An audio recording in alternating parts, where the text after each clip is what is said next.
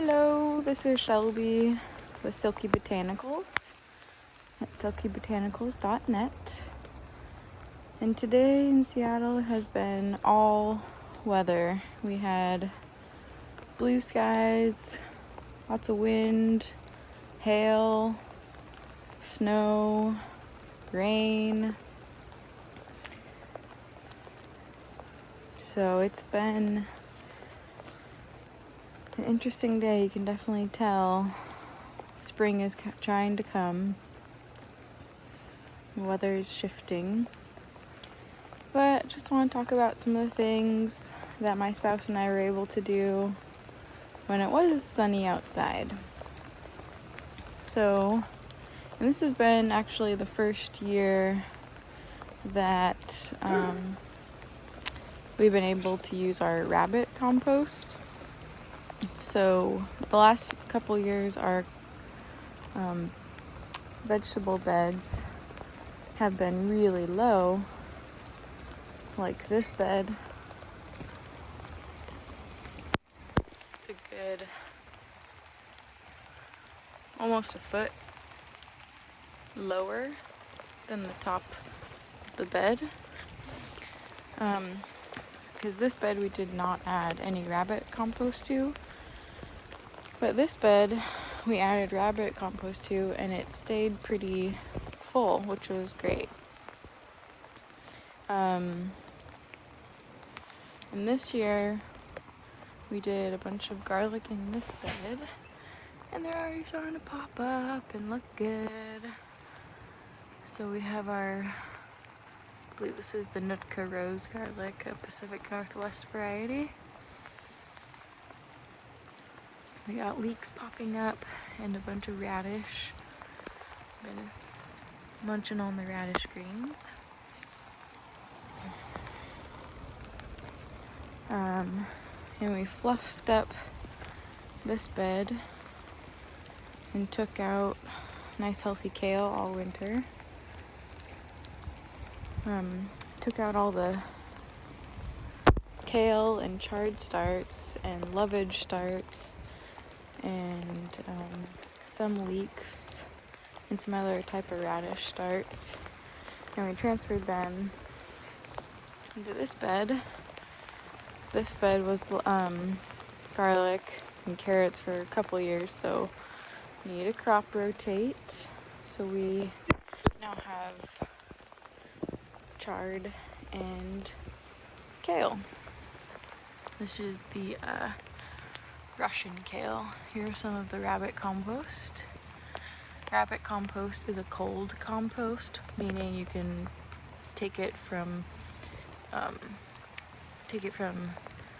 once the pellets fall from the rabbit cage, then you can take the droppings in the hay and put it directly onto your bed. Whereas cow manure, horse manure, and chicken manure is a hot compost. Oh, just saw some lightning, so we might hear some thunder. Those composts are hot, so they need time to cure. Oh, and there's the thunder. It's okay, Jasmine. Good girl. Good girl. It's okay. That's a good dog. Ooh. So we're gonna fill this bed up with something. We're gonna do definitely soup-based vegetable beds, which means lots of greens, garlic, onions, carrots, potatoes, and celery.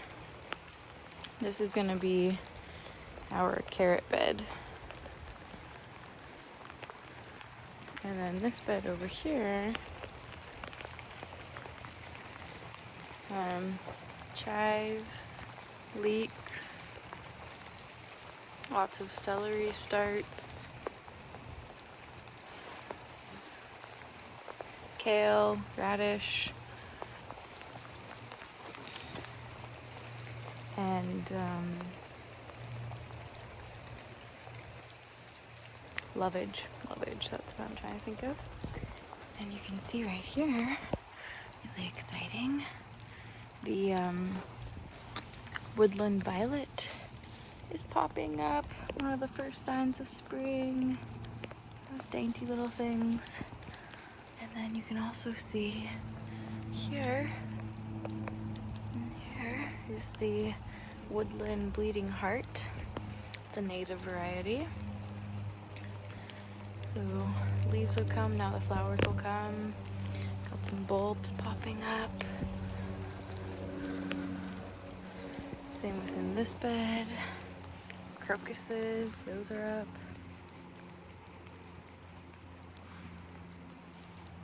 More of the bleeding heart, woodland bleeding heart.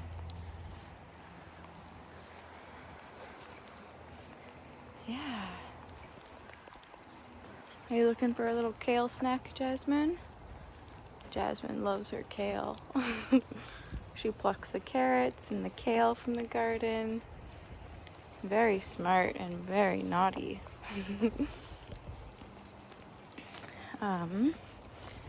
And you can see I believe this is the St. Edward's currant.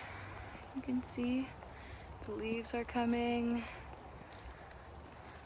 So that's exciting. I'm excited. We didn't get any currants last year because we just planted them last year.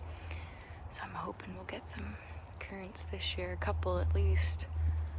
Hopefully the birds will share with us. So yeah, spring duties include fluffing up the beds, adding some manure, getting seeds planted,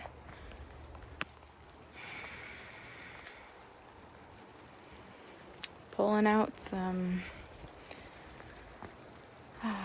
weeds, as in the very invasive grass. I forget the name, and some of the buttercup that can become invasive.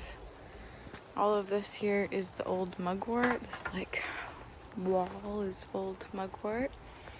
So we've got to snip that down, and then these stalks are actually really strong, really good for peas or bean poles. So I'll probably save those, strip off the leaves and save the stems.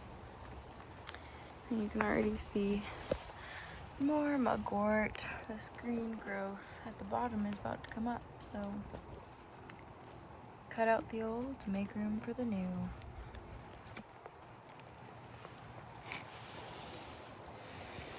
I hope everybody is having a good spring.